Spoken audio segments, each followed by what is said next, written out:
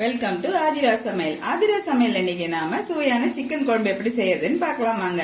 அதுக்கு நான் 1/2 kilo chicken, 3 medium size வெங்காயம், 3 மீடியம் சைஸ் தக்காளி கட் பண்ணி வச்சிருக்கேன். 2 பச்சை மிளகாய் எடுத்து வச்சிருக்கேன்.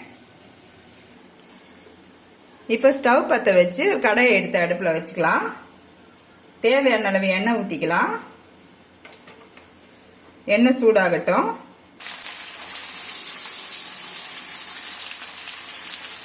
கூடவே 2 பச்சை மிளகாயை போட்டுக்கலாம். போட்டு நல்லா வதக்கி விட்டுக்கலாம். வெங்காயம் நல்லா வதங்கட்டும். வெங்காயம் நல்லா வதங்கிடுச்சு.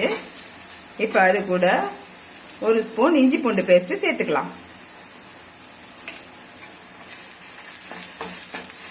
சேர்த்து பச்சை வாசனை போகிற அளவுக்கு வதக்கிக்கலாம்.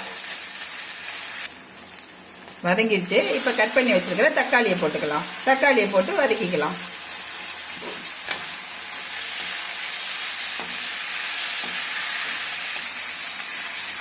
இப்போ தேவையான அளவு உப்பு சேர்த்துக்கலாம்.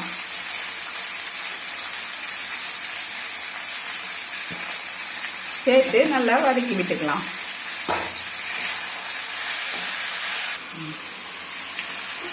இப்போ நான் டேஸ்ட்டுக்காக 2 உருளைக்கிழங்கு கட் பண்ணி வச்சிருக்கிறேன். அதையும் அது கூட சேர்த்துக்கலாம்.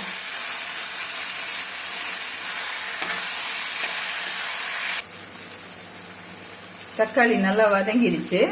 இப்போ அதில் 1/4 ஸ்பூன் மஞ்சள்தூள் சேர்த்துக்கலாம்.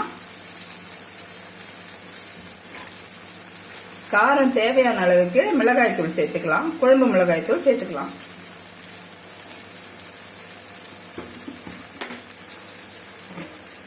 சேர்த்து நல்லா வதக்கி விட்டுக்கலாம்.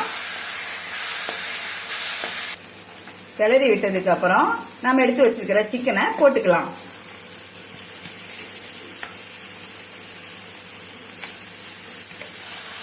போட்டு நல்லா கிளறி விட்டுக்கலாம்.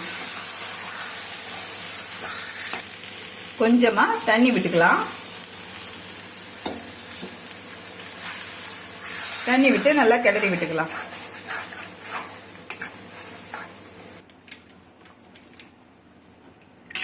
சிக்கன் முங்குற அளவுக்கு கொஞ்சம் தண்ணி ஊற்றி கிளறி விட்டுக்கலாம். இப்போ இது கூட வாசனைக்கு கொஞ்சம் சிக்கன் மசாலா சேர்த்துக்கலாம். கூடவே 1 ஸ்பூன் தனியாத்தூள், 1 ஸ்பூன் தனி மிளகாய் தூள்,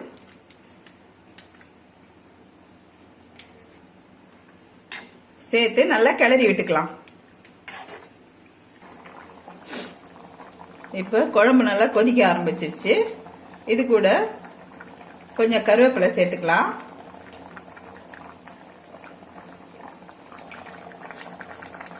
கூடவே கொஞ்சம் மல்லி இலையும் போட்டுக்கலாம்.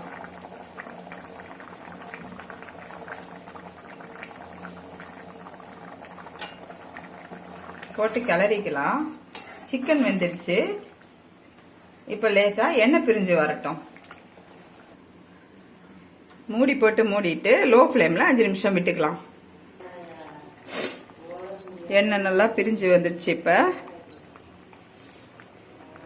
இப்போ நமக்கு தேவையான சுவையான சிக்கன் குழம்பு ரெடி. வாங்க சாப்பிடலாம்.